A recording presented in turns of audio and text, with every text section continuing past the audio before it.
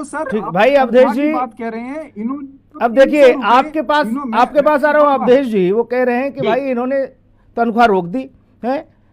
अब जब आप तनख्वाह बांट ही रहे हो तो फिर क्रेडिट लेने में तो आपको दिक्कत होनी नहीं चाहिए। फिर ये आम आदमी देखिए पार्टी सुनील, वाले काहे कह रहे हैं कि ये फोकट का क्रेडिट ले रहे हैं, जब भाई वो तनख्वाह ही दे रहे हैं तो क्रेडिट नहीं लेंगे। देखिए सुनील जी, अभी इनको हमारे आम आदमी तनख्वाह देना पार्टी तो इनकी प्रवक्ता बैठे जिम्मेदारी है निवान सर, भाई, वो खुद ही फंस ये गए। एहसान थोड़ी कर वो रहे ये हैं कह रहे तनख्वाह हैं दे के। सैलरी कौन दे रहा है।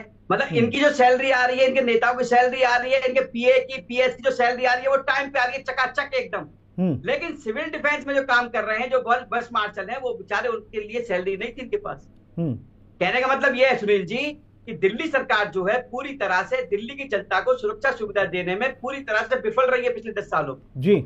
और विफल तो रही है सुरक्षा सुविधा देने में, ऊपर से लोगों के पेट पर लात मारी है, उनके रोजी रोटी छीनी है। ये बस मार्शल की बात नहीं है। आप महिला आयोग की जो कॉन्ट्रैक्ट पे लगी हुई बहनों की, उनकी बात कर लीजिए।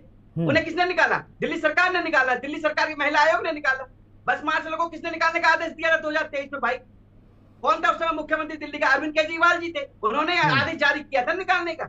उसके बाद 1 साल से वो बस मार्शल धरने पर बैठे हुए थे। जी। अब उसके बाद भारतीय जनता पार्टी ने मुद्दा उठाया विधानसभा में, हमारे जो नेता प्रतिपक्ष है विजेंद्र गुप्ता जी ने। उसके बाद पूरी तरह से हम बस मार्शलों के साथ सड़क पर उतरे। और अभी देखिए 1 नवंबर को एलजी साहब ने अपना आदेश जारी किया, उसके बाद भी आंखें नहीं खुली दिल्ली सरकार की। उसके बाद 4 नवंबर को हमारे जो दिल्ली प्रदेश की यशस्वी जो प्रदेश अध्यक्ष वीरेंद्र सचदेवा जी, उनके नेतृत्व में हजारों लोगों ने जो है सीएम आवास का घेराव किया, उसमें भी बस मार्शल मौजूद थे। जी। उसके बाद जो है दबाव में आने के बाद दिल्ली सरकार ने अतिशी मार्लेना ने, अच्छा अवधेश उपाध्याय, अवधेश उपाध्याय, आपने ये बात बताई और एक बात और आ रही थी कि भाई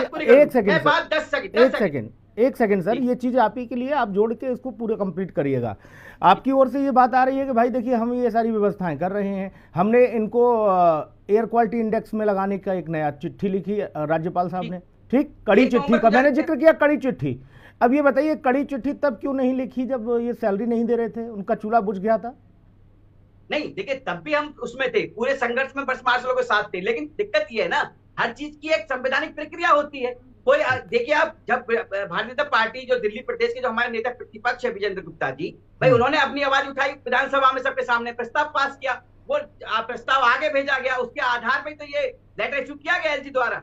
जो आपने देखा कि 1 नवंबर को जो इन्हें बहाली करने का आदेश दिया गया, नहीं किया गया। लेकिन अब जाके जो है दिल्ली सरकार की आंखें खुली हैं बीजेपी के दबाव में आकर। लेकिन मैं एक बात और कहना चाहता हूं, अगर इन्हें इतना प्यार है तो दिल्ली सरकार को बस मार्शलों से, तो 1 साल से जो धरने पर बैठे हुए थे, आऊंगा निवान भाई, आऊंगा आपके पास, बाकी सब लोगों के पास होकर फिर आपके पास भी आऊंगा। आप सरकार हैं, आप थोड़ा धैर्य रखें। 1 साल से धरने पर बैठे हुए हैं, और जो धरने पर जो बैठे हुए जो मतलब जो खत्म हो गए धरना देते समय, उनके घर में किसी न किसी व्यक्ति को नौकरी दी जाए। दूसरी बात, जो अब ये फैसला देने जा रहे हैं ये नौकरी के लिए, ये नौकरी एक तरह से पूरी तरह से नौकरी होनी चाहिए। ऐसा ना हो कि 4 महीने बाद, चुनाव के बाद इनको फिर हटा दिया जाए। नहीं बाकी ठीक है, अभी आपने व्यवस्था की, कड़ी चिट्ठी लिखी, वो सारी बातें ठीक हैं। मैं